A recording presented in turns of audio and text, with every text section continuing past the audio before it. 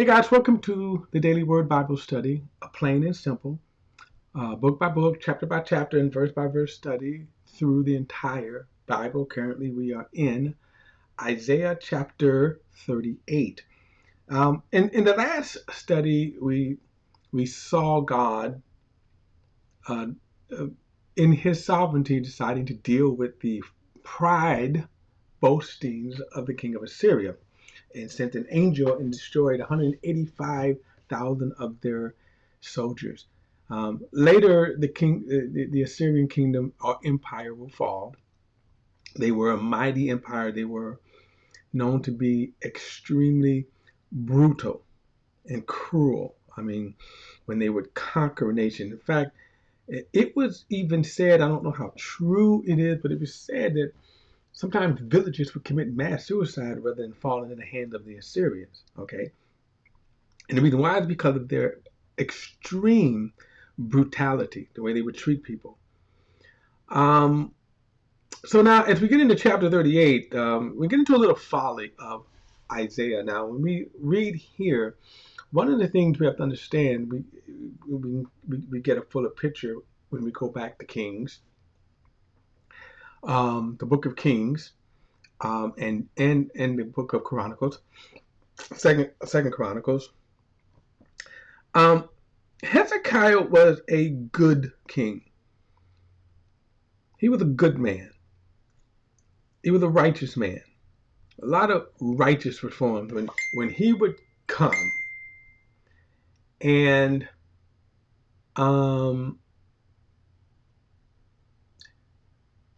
his predecessors, right, were evil.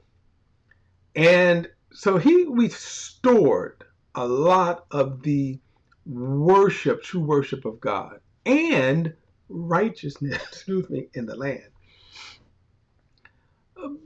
But he had a flaw. Like one of his predecessors, Uzziah. Remember in Isaiah, as Isaiah starts his book in the year that in the 6th chapter, it talks about in the year that King Uzziah died. And Uzziah was a good king. He was a righteous king. And I'm making a comparison here. But they were flawed men, as sinful men are. And Uzziah made the bad mistake of getting into pride and wanted to go into the temple and offer priests. And for that, he suffered with leprosy for the rest of his life. Now, Hezekiah will also fall into pride. And this is going to be his wake-up call to this, as he falls into pride. So let's get into it, because this is another, to me, fascinating story. So, chapter 38, verse 1 says, in those days, Hezekiah became terminally ill. Now, remember, he had just had, God had given him a victory. God had delivered them from the Assyrians. All right. It says, the prophet Isaiah, son of Amos, came and said to him, this is what the Lord says, put your affairs in order, for you are about to die, and you will not recover. Now, this is interesting. You will not recover. So then he says, verse 2, then Hezekiah turned his face to the wall and prayed to the Lord. He said, please, Lord, remember now how I have walked before you faithfully and wholeheartedly, and have done what pleases you. And Hezekiah wept bitterly. I think we see over and over again when people humble themselves. In other words, what got him kind of into this trouble right here was his pride. And so basically, God sends the prophet and says, hey, put your affairs in order. You're going to die. Verse 4, then the word of the Lord came to Isaiah. Go and tell Hezekiah that this is what the Lord, the God of your ancestors, David, said. I've heard your prayer. I've seen your tears. Look, I'm going to add 15 years to your life, and I will deliver you and this city from the power of the king of Assyria, and I will defend this city. This is a sign to you from the Lord what he will do. what he's promised. I'm going to make the sun shadow that goes down on Ahaz's stairway back 10 steps. So the sun shadow went back 10 steps um, that it descended. Okay, now this is a very interesting thing right here because a lot of people find this, of course, hard to believe. So in order for this to happen, what would God have had to do, right? Kind of reverse the rotation of the earth. Of course, which in itself is an extremely complicated thing, right? Because the earth spins currently now at what? Somewhere around 24,000 hours, 24,000 miles an hour, right? So in other words, so God would have to typically slow the earth down and come back. Now, some people find that extremely, they just flat out refuse to believe it. And to that I say, well, remember we're dealing with God. I mean, come on, even Superman was able to, fly around the earth and at incredible speeds and strength and reversed in I think the entire day, right? Or able to save Lois from the crash. Anyway, that is the joke. But remember, whenever we read the Bible, we're dealing with God. So that's the very first thing. We're dealing with God. When I see people, so again, as if you're an atheist, I would say, yeah, you reject the existence of God, period. Okay, and that's fine, but why look at the stories that God puts in his Bible?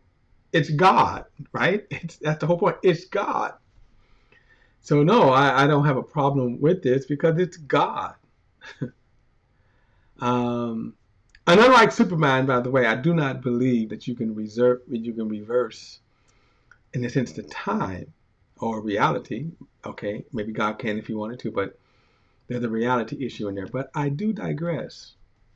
All right, verse 9 says, a poem by Hezekiah, king of Judah, after he had been sick and had recovered from his illness. I said, in the prime of my life, I must go to the gates of Sheol. I am deprived of the rest of my years. I said, I will never see the Lord in the land of the living. I will not look over humanity any longer with the inhabitants of what is passing away. Now, what is also interesting is too, their perspective to me from an Old Testament perspective, which is a lot different than a New Testament perspective.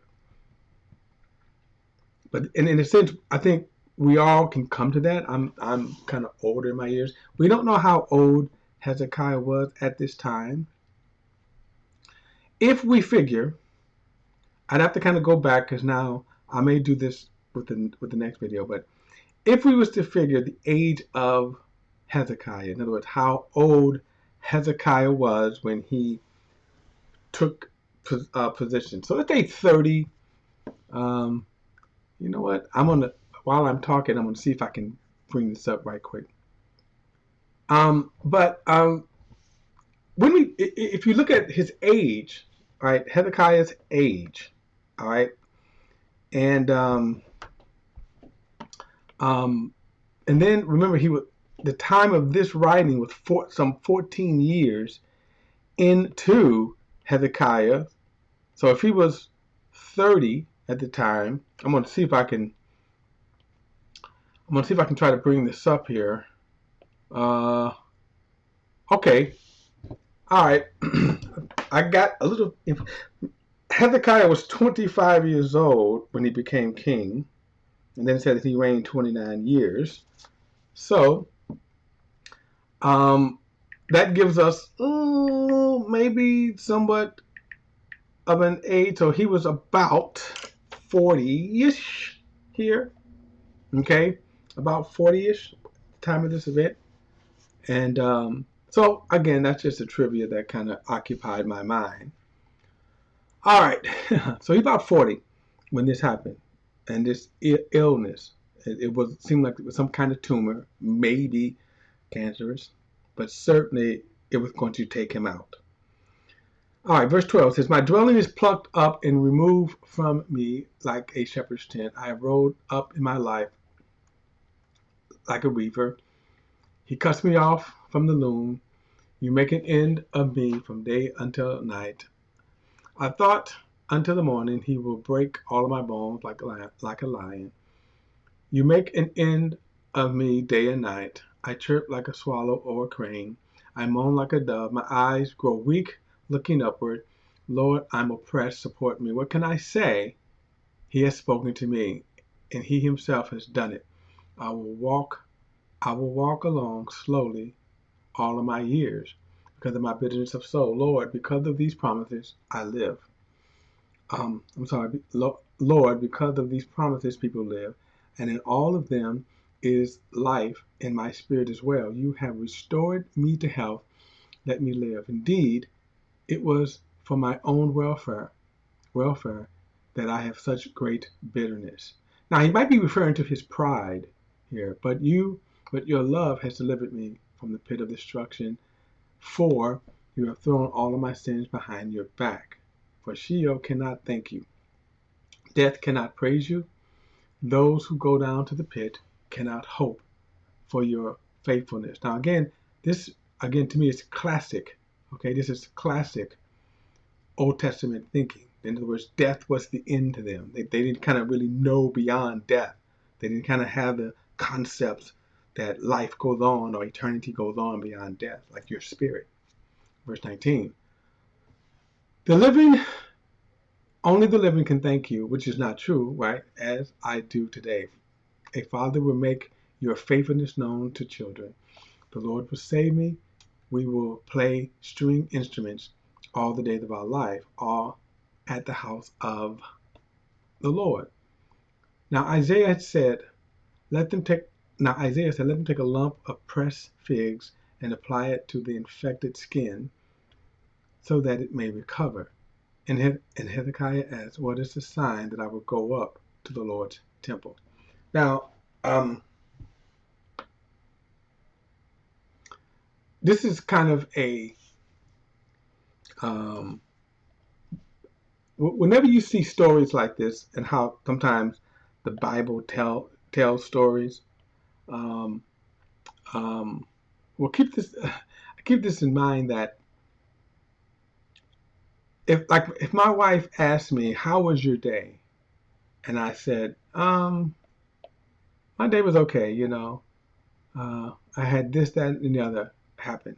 So I'm only giving her certain details. And that's what's going on here.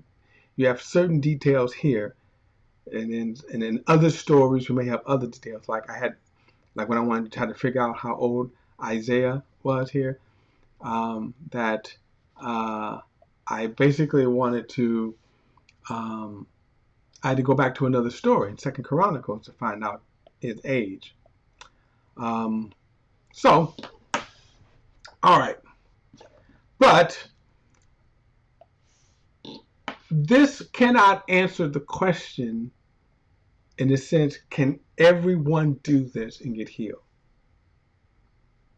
And then, because if we say yes, then we have to answer, then why don't they? Because a lot of people have prayed and have died of their illness. So I don't think we can answer the question. We can only say, with this story, it happened with this story. All right. Okay. Chapter 39, verse 1 says, at that time, Mewajak Baladan, son of Baladan, king of Babylon, sent letters and a gift to Hezekiah since he had heard that he had been sick and had recovered. Now, this is kind of interesting that in just 100 years, this same Babylon will come and conquer Israel. Hezekiah was pleased with them and showed them his treasure house, the silver, the gold, the spices, the precious oil, and all of his armory, and everything that was found in his treasuries. There was nothing in the palace and in all of his realm that Hezekiah did not show them. Now, again, this was Hezekiah's pride, right? Didn't exactly get over the pride thing here. Verse 3, then the prophet Isaiah came to Hezekiah and asked him, well, where did these men come from, and what did you say to them? Hezekiah replied, they came from a distant country, from Babylon. Isaiah asked, well, what have they seen in your palace? Hezekiah answered, they have seen everything in my palace. There isn't anything in my treasuries that I did not show them. Then Isaiah said to Hezekiah, hear the word of the Lord, the Lord of hosts. So here Hezekiah was bragging. Pride is something, it is a destructive force in our life. Okay, pride is a destructive force in our life. Hezekiah did not learn his lesson. No judgment here. We all fall into it, right? If you think about where pride comes in for us, when you think about where pride comes in for us, right? We are full of pride, and I'm depending on how you, let's say, the application of it. Is it bad or is it good, or is it bad and we go from bad to worse? So, I'm of course not going to deal with it here in this context, but in this sense, it was a foolish pride, because why is he bragging about all of the glories of Israel? Now, but watch this. So he's bragging about this, which is just not wise anyway. First of all, you don't know these people, so why are you bragging about them? So he says, hear the word of the Lord. Isaiah says, the time will certainly come when everything in your palace and all of your fathers have stored up until this day will be carried off to Babylon. Nothing will be left, says the Lord. Some of your descendants who come from you will be taken away, and they will become eunuchs in the palace of the king of Babylon.